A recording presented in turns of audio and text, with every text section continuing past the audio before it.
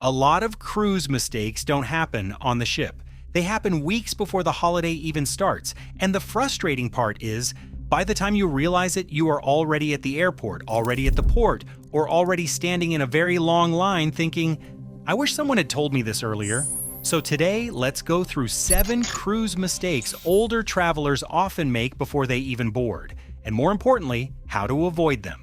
The first mistake is booking the cheapest cabin without thinking about where it actually is. Now, on paper, that inside cabin or guarantee cabin can look like a great deal, and sometimes it is.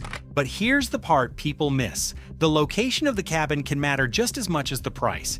I've heard from travelers who saved a few $100s, then ended up right under the pool deck, near a nightclub, beside an elevator, or at the very front of the ship where the movement was much stronger.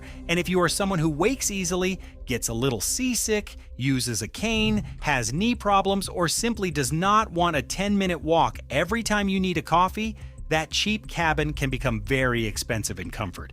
The real aha here is this: you are not just buying a room, you are buying your base for the entire trip. For many older travelers, the best cabin is often mid-ship, not too high, not too far from the elevator, but not directly beside it either. And before you book, look at the deck plans. Check what is above you, below you, and around you.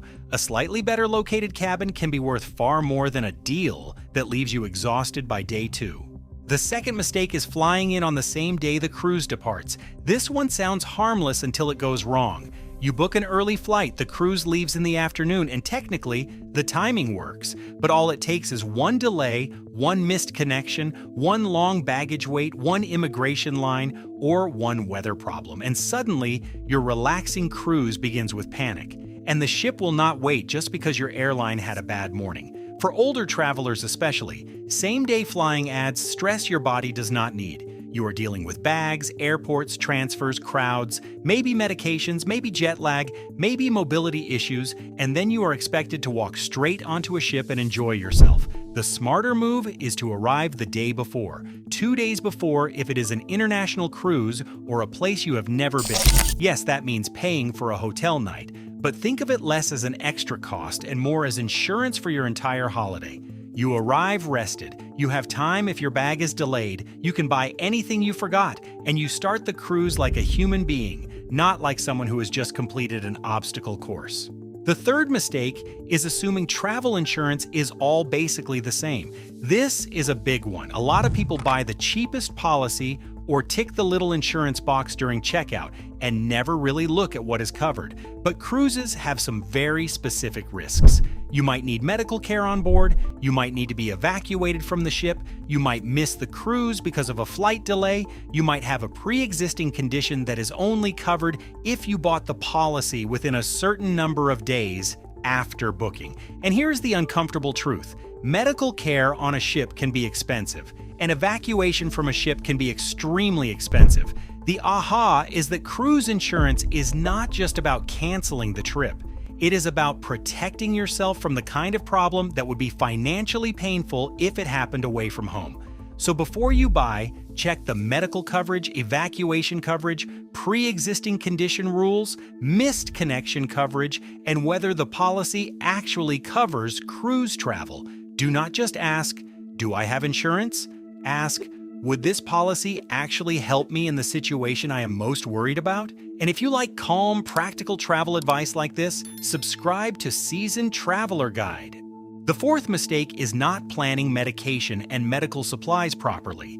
This sounds simple, but it catches people out all the time. They pack just enough medication for the exact number of travel days, or they put pills in checked luggage, or they bring tablets in an unmarked pill organizer, then run into questions at security or customs, or they forget that the ship pharmacy may not carry their exact medication. And if the cruise is delayed, or flights are canceled, or luggage goes missing, just enough can become not enough very quickly. The practical rule is to bring extra medication, keep it in your carry-on, and ideally keep it in the original packaging or have a copy of the prescription.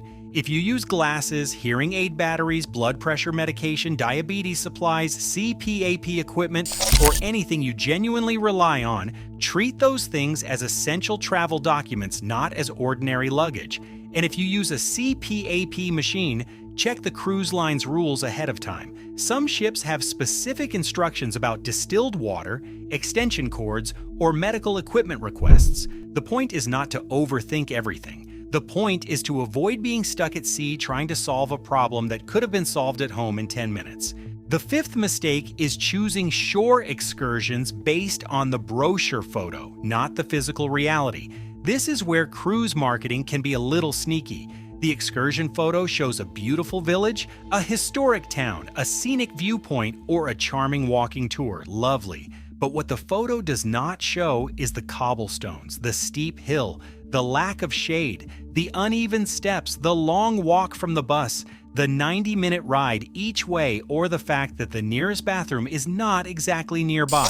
For older travelers, the important question is not, does this look interesting? It is, what does this day actually involve? How much walking? How much standing? Are there stairs? Is there a place to sit? Is the bus air-conditioned? How long is the transfer? Is it suitable for someone with limited mobility? And if you get tired halfway through, is there an easy way to stop? One of the best things you can do before booking any excursion is read the boring details. The duration, the activity level, the terrain, and the cancellation policy. And do not be embarrassed to choose the easier version. A half-day tour you actually enjoy is better than a full-day tour where you spend the last 3 hours silently wishing you were back on the ship. The sixth mistake is underestimating embarkation day.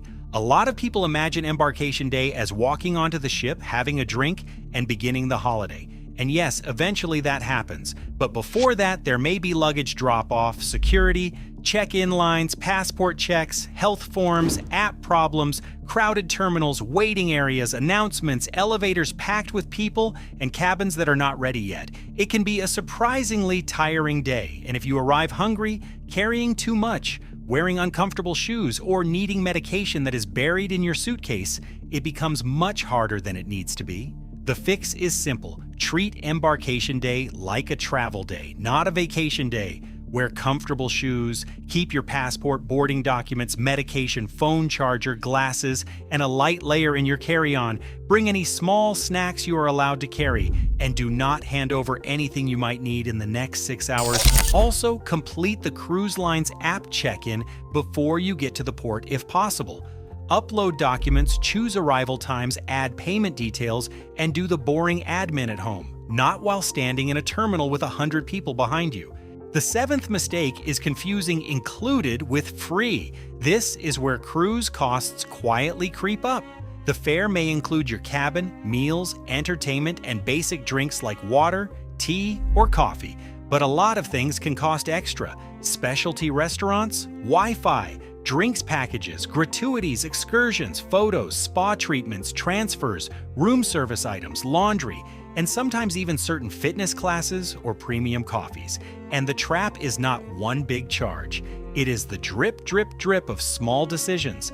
A coffee here, a cocktail there, a specialty dinner, a few photos, a shore excursion, Wi-Fi for 2 devices. Suddenly, the good deal cruise is several $100s more than expected. The aha is that the cheapest cruise fare is not always the cheapest cruise. Before you book, price the real version of the holiday you actually want.